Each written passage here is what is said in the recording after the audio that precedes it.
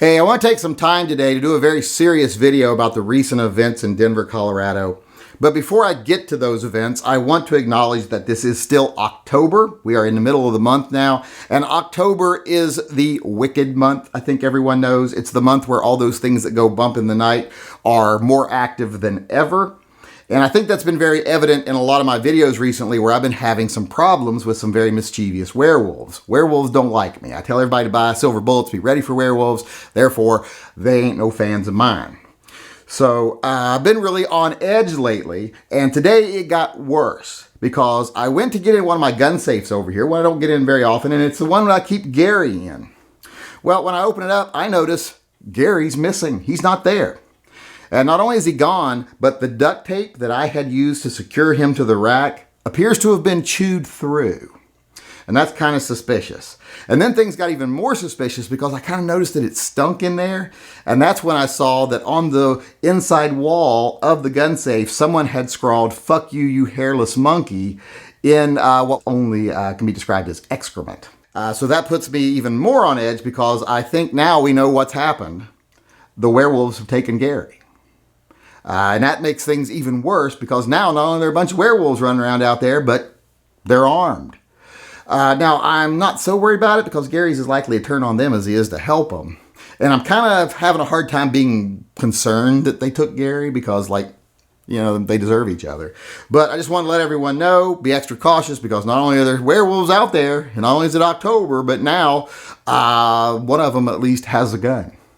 So I just wanted to say that before I actually get into the video today. But that being said, I want to talk seriously now about what happened in Denver, Colorado. If you've been following the news, there was a shooting. A counter-protester was shot while engaging with what now turns out to be a security guard for a local news team. And I am not today going to talk about who I think was right or who I think was wrong, because we don't have enough evidence yet to know what really happened. We're relying on some photographs that can be taken out of context, and we're relying on some witness testimonies that can go one way or the other, because depending on what their mindset was and what they wanted to see. So I'm not going to really talk about who's right or who's wrong here. I will say that I think the shooter, if he has a good lawyer, is probably going to get off. And the reason I think that is because this was a symphony of bad decisions on the parts of a lot of people. And I wanted to go over those today. That's what I want this video to be about. I want to address the mistakes made by everyone involved in this so that hopefully people like you and me don't make those mistakes. Just kind of a warning to people out there, what things not to do. And the first thing I want to talk about is the protests themselves. Protests are getting a little out of hand right now. Now, I am a firm believer in the First Amendment, and I support protesters, and I would rather suffer a little damage from a protest than I would suffer the government starting to break up protests and starting to violate people's First Amendment rights. But still, things can get out of hand. And one of the reasons things are getting out of hand now is because we're having these dueling protests and the counter-protesters. And I just want to say, I would never take part in a counter-protest. If I want to counter-protest, I'll schedule a protest somewhere else during that same day or maybe the next day in the same place. But as far as showing up opposing forces ready to fight, I just think that's a really bad idea. Not only do I think it's a bad idea because it leads to violence, but because you're giving the people what they want. Like these Antifa people that schedule these little protests, they don't want to just show up and have a protest and leave. They want people to give them attention. They want the media to show up. They want there to be something that makes the news. They want violence. They want people to act violently against them so that they can play the victim who's just retaliating. That's what they want. And when these counter-protesters show up, especially the ones that show up looking for a fight, like with bear mace in their hands and stuff, they give them exactly what they want. They make sure that Antifa's going to get on the news that night, and that it's going to give the media a chance to make the opposing side look bad. Whereas if they just held a peaceful protest somewhere else, counter-protest somewhere else, or a protest the next day, Antifa wouldn't get what they want, the media wouldn't get what they want. So I think one of the big problems right now is all these counter-protests. If people want to protest, be an ally to their right to be protesters, to hold their events. If any of them break the law, let them be arrested while they're doing it. It's like if it's a serious crime, it has to be a crime where there's a victim. If it's just like, well, they were standing in the street or blah, blah, blah, protest is protest. Protest doesn't have to be clean and orderly as far as I'm concerned, but it does have to be nonviolent. Violence isn't protest. So if anyone's doing any violent crimes or destruction of property, arrest them. Let the rest of the people do what they want. And I think that burden should be a lot on the protesters. If you can't police your own group, if there's not enough of you in your group that are nonviolent to stop the 2 or 3% that are violent, or the number of people, whatever number they are, that are violent, well, then you're not having a protest. You're having a mob meeting. So police your groups, people, either one side or the other. Like I said, if there's not enough people there for the right reason to stop the people that are there for the wrong reason, well, then you're all there for the wrong reason, or at least too many of you are. And that's a little off-topic rant there, but just wanted to say that. But like I say, the counter-protests don't do anything except for giving the Antifa people and the people who want to be on the news and want to have this control of the message, etc. It gives them exactly what they want. So I don't like that at all. Don't be involved in counter-protests. If you don't want to find trouble, don't go looking for trouble. That's looking for trouble as far as I'm concerned. I'm not saying you don't have a right to be there, because you do. You have every right to be there as much as they have a right to be there protesting. But sometimes we do what's best, not what we just can do. Just because you can do it doesn't mean you should do it. And sometimes we have to remember that.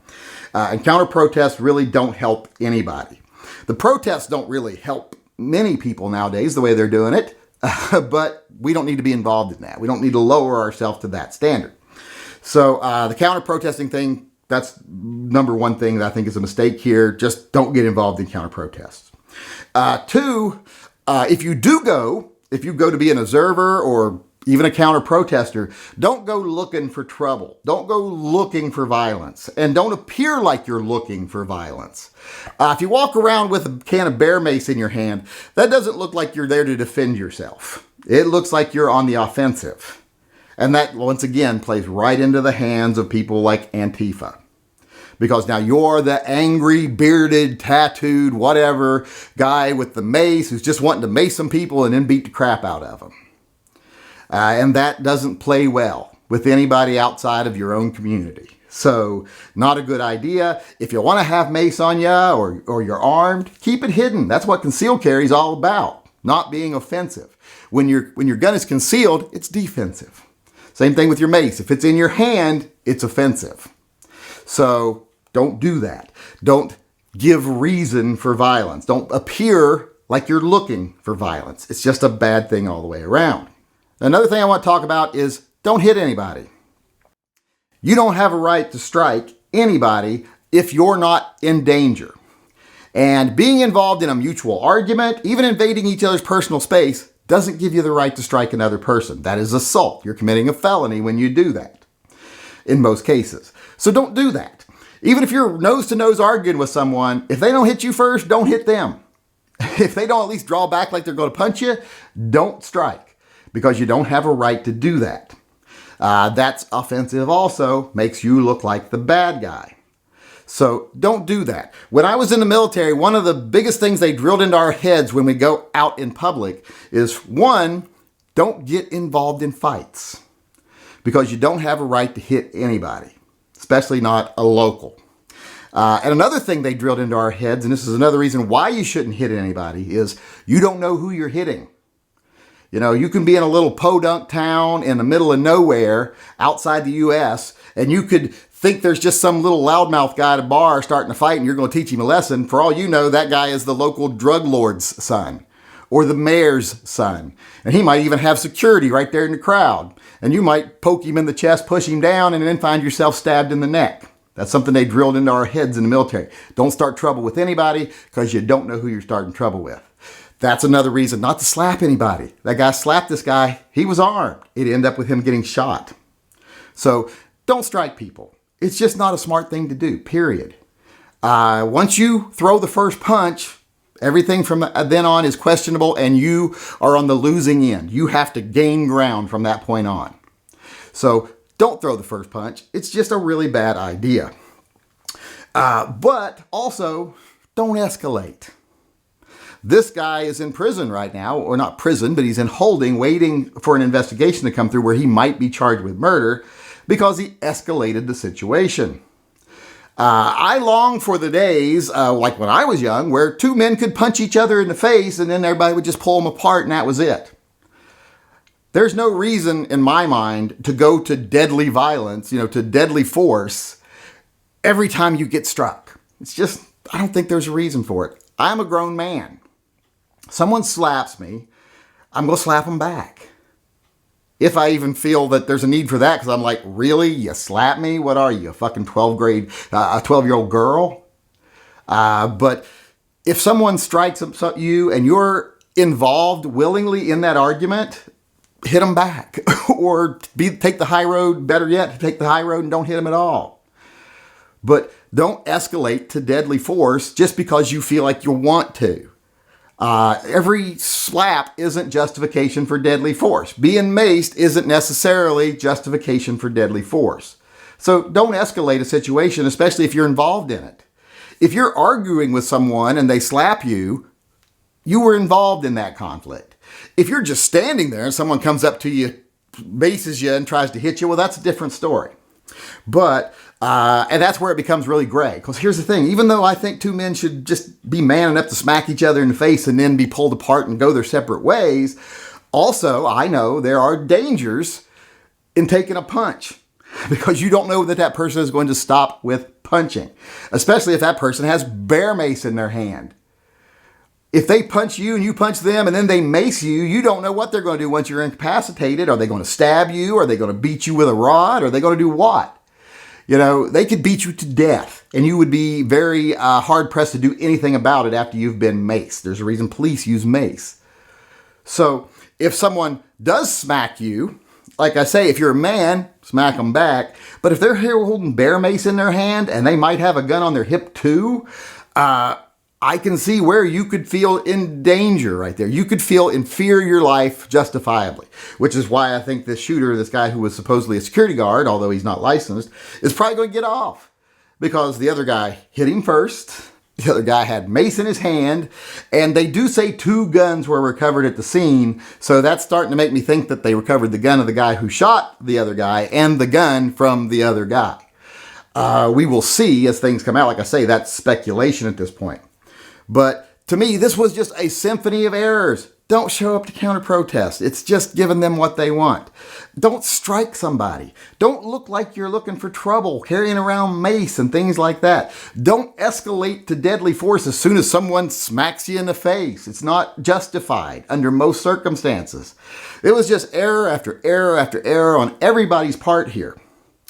I think the Antifa people were probably there for the wrong reason to begin with. The anti-protesters fed right into what they wanted. This guy showed up looking like he was wanting trouble. This guy got involved with him while he was looking for trouble, or appeared like he's looking for trouble. This guy struck the other guy. This guy, instead of just backing away or, making a reasonable decision, decided to pull his gun and shoot. So now we've got one person who's lost his life and one person who's at risk of having his life ruined, if not spending a big chunk of his life in jail. All because people made errors that they could have avoided. And today, that's the thing I want to say about this. It isn't about who was right, who was wrong in that shooting, who should have done what or who shouldn't have done what, because as far as those 2 individuals go, we'll see. But the lessons that can be learned from that day are evident. Don't do these things. Don't make mistakes. Think past the end of your nose.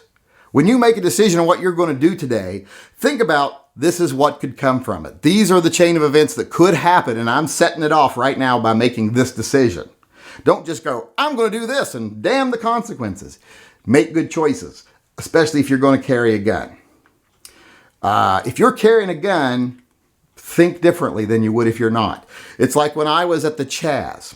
And I was talking to the one guy, showing him a pin on my hat, and I'm holding my phone like this, and that guy came up and smacked the phone out of my hand. I didn't draw my fucking gun. I just screamed at him, and I was more than willing to break his leg. But I was there. I just explained to him, listen, I'm trying to show people what really happened, and you're being the worst example of what you can be. I didn't draw my gun because someone made physical contact with me like this guy did. Because as a gun owner and a gun carrier, I think I have to make better decisions than that. Just like I wouldn't show up as a counter protester. I wouldn't walk through the crowd with a Trump hat on, with my gun on my hip saying, if someone gives me trouble, I'm going to shoot them. Because that would be a really stupid and vile thing to do. Whether you believe like Trump or not, it's still a vile thing to do, to go there looking for trouble, to looking for a reason to hurt someone. And me being there with the Trump hat on would also give the people there that are looking for trouble and looking for a reason to hurt someone, reason to do it. So it would just be a bad decision all the way around. So after this long rambly rant here, that's my only goal today, is to make people think before they make decisions. Don't feed these Antifa people. Don't feed the worst element of the protesters. Ignore them. When you ignore them, they go away. They fade out. They disappear. Like here in Portland, it was fading away to where it was nothing but a bunch of homeless people camping out into a park. And then Trump decided to get involved and it exploded again. And now it's going to have to wait for it to trickle down again. When you give them what they want, you feed them. So don't feed the trolls. Don't feed the Antifa. Just let them go away. Ignore them. There's not enough of them to worry about. It's like the Klan. When they show up on your county courthouse steps, don't have a counter protest with 5,000 people there so that the police have to line up in front of them and they get tons of media coverage. Just let all 4 or 6 of them, or however many show up, stand on the courthouse steps, say what they want, walk through them, walk past them, ignore them. Because that's what they're worth, just like the Antifa people. So like I said, long rambly rant. Point is, make good decisions. Don't let one error after another, small little mistakes compile on each other until someone ends up dead and someone ends up with their life in ruins.